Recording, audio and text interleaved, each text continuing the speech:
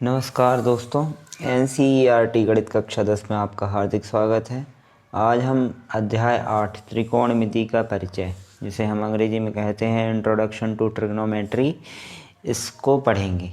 इसके पहले अध्याय को पहले प्रश्नावली को हल करने से पहले हम कुछ बातें जान लेते हैं। तो फर्स्ट है समकोण। समकोण क्या होता है? तो समकोण में दोस्तों हम जानते हैं, हमने पहले भी पढ़ा है कि जो लंब पर जो कोण बना होता है वह 90 अंश का होता है। ठीक है, 90 अंश का होता है। ठीक है, और समकोण के सामने वाली भुजा जो होती है वो क्या कहलाती है? कर्ण। ये बात आपको अच्छे से याद रखनी है कि समकोण के सामने वाली भुजा जो होती है वह कर्ण कहलाती है। ठीक है, और ये जो कोण होते हैं, कोण सी ले लीजिए चाहे कोण ए, ये थीटा होते हैं। और जैसे थीटा ए या थीटा सी ले लीजिए, तो थीटा के सामने वाली जो भुजा होती है वह क्या कहलाती है? लंब।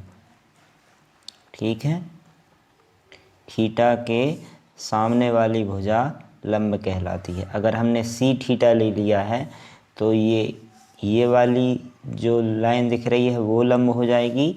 यदि हम इसको थीटा ले लेंगे तो थीटा की ये जो BC लाइन है ये लंब हो जाएगी। ठीक है, तो थीटा के सामने वाली भुजा जो होती है वह लंब कहलाती है। और इसके बाद में जब ये कर्ण हो गया, समकोण के सम्मुख वाली भुजा जो होती है वह कर्ण कहलाती है, और थीटा के सामने वाली भुजा लंब कहलाती है। और ये तीसरी भुजा जो बचेगी वो आधार हो जाएगी हमारे। इन बातों को आपको विशेष ध्यान रखना है कि समकोण के सामने वाली भुजा कर्ण होती है और थीटा के सामने वाली भुजा लंब होती है। ठीक है, जैसा कि मैं दूसरे चित्र में दिखाऊं आपको, ये मान लीजिए एक हमारे पास में ABC एक त्रिभुज है और ये हमारा समकोण है। सीधी लाइन पे ही समकोण बनता है। ये 90 अंश का हो गया। तो दोस्तों बताइए इसमें कर्ण क्या होगा? तो आपको पता है कि समकोण जो होता है उसके सामने वाली भुजा क्या होती है? कर्ण। ठीक है, ये कर्ण हो गई। अब अगर हम सी थीटा ले लेते हैं या ए थीटा ले लीजिए। ठीक है, सी को अगर हम थीटा मान लेंगे तो इसके सामने वाली भुजा क्या हो जाएगी? लंब। ठीक है, जब ये कर्ण और ये लंब हो गई तो ये वाली भुजा क्या मान लेंगे हम? आधार। ठीक है, अगर हम इसमें अभी हमने सी थीटा लिया था। ठीक है, अगर हम यहाँ पे ए को थीटा मान लेंगे तो ये वाली थीटा के सामने वाली भुजा ये लंब हो जाएगी। ठीक है, और ये आधार हो जाएगी। बाकी समकोण के सम्मुख वाली जो भुजा रहती है वह कर्ण कहलाती है। कर्ण तो वही रहेगा। ठीक है, आधार और लंब चेंज होते रहते हैं। तो ये बात आपको अच्छे से याद रखनी है, समझ लेनी है कि समकोण के सम्मुख वाली भुजा कर्ण होती है और थीटा के सामने वाली भुजा लंब होती है। चलिए अब आगे और कुछ देख लेते हैं। त्रिकोणमितीय अनुपात। तो दोस्तों त्रिकोणमितीय जो अनुपात होते हैं वह 6 होते हैं। Sign, cos, tan, cosec, sec, cot.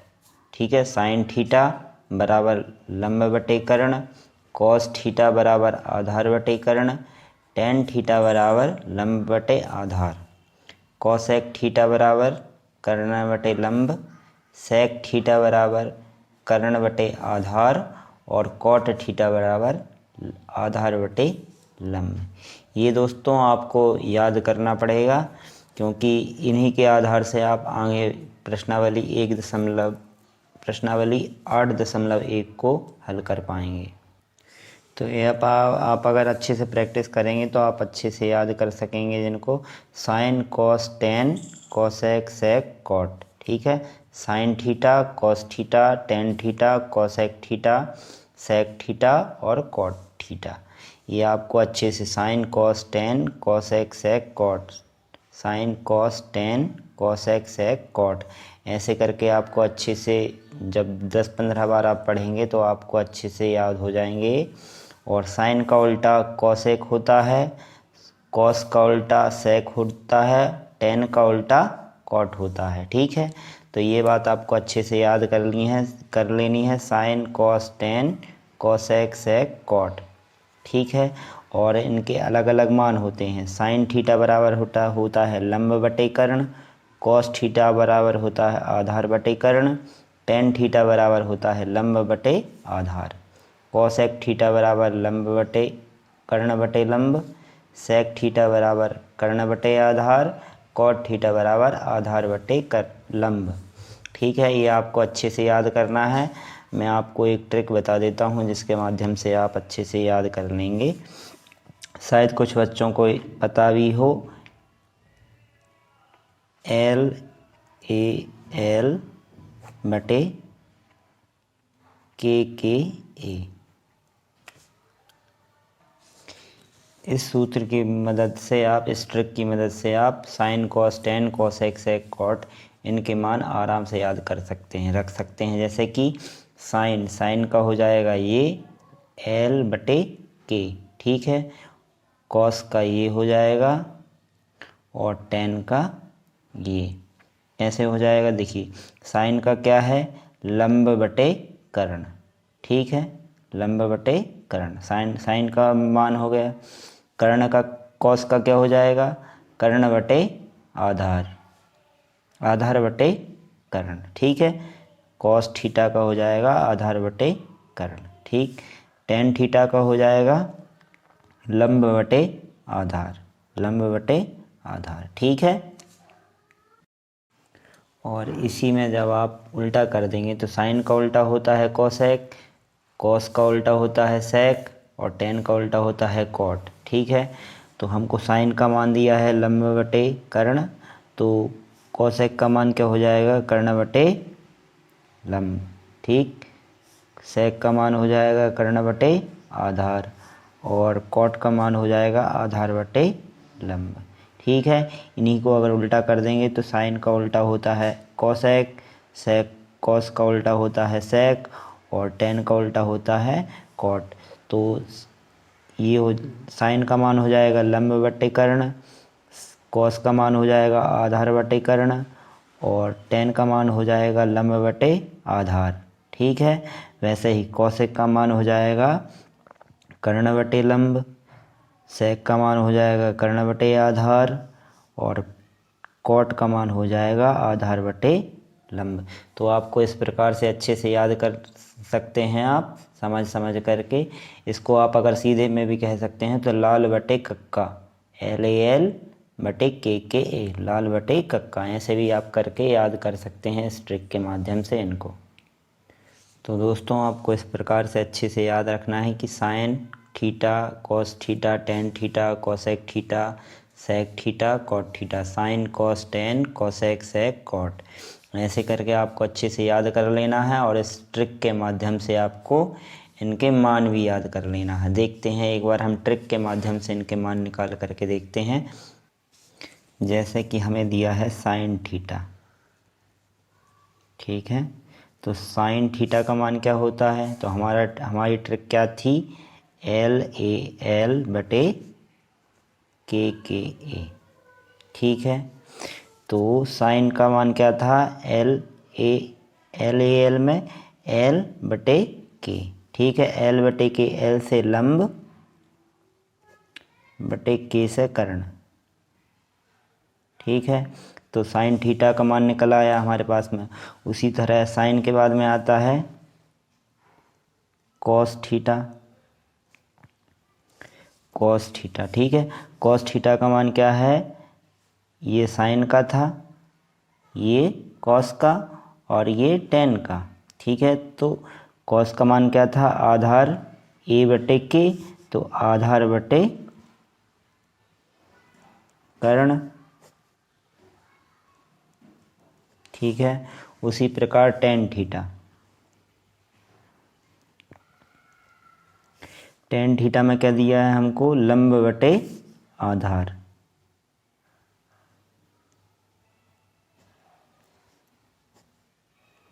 लंब बटे आधार। ठीक है, तो इस ट्रिक के माध्यम से हमने साइन कॉस टेन इनके मान देख लिए। इसी प्रकार इसी का उल्टा कर देंगे तो हमको कॉसेक सेक कॉट इनके मान भी मिल जाएंगे। देखिए जैसे कॉसेक का निकालना है कॉसेक थीटा। ठीक है, तो कॉसेक साइन का उल्टा होता है कॉसेक। ठीक है, तो कॉसेक साइन का उल्टा क्या होगा, कर्ण बटे लंब। इसी को कर्ण बटे लंब।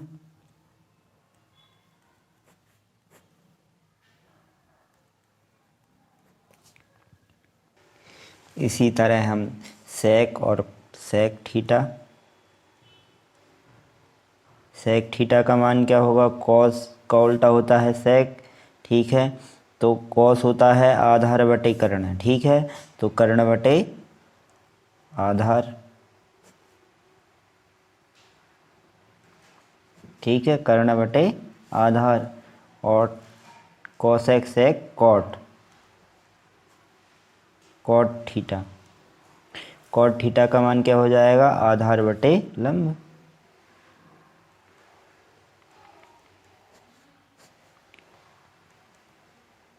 तो इस प्रकार से दोस्तों आप sine cos tan cosec sec cot इनके मान आप अच्छे से इस ट्रिक के माध्यम से याद रख सकते हैं।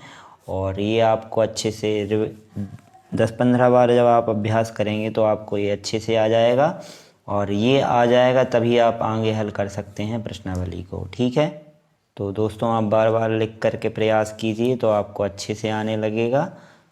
अब दोस्तों इसके बाद में हम पाइथागोरस प्रमेय को एक बार फिर से देख लेते हैं। वैसे तो आप सभी जानते होंगे लेकिन फिर भी एक बार हम देख लेते हैं। तो हमारी पाइथागोरस प्रमेय होती है कर्ण का वर्ग बराबर लंब का वर्ग प्लस आधार का वर्ग। ये पाइथागोरस प्रमेय होती है, ये भी आपको अच्छे से याद होनी चाहिए तभी हम इसको आगे हल कर सकते हैं इस प्रश्नावली को। ठीक है, चलिए दोस्तों इसके बाद में हम प्रश्नावली 8.1 को हल करेंगे।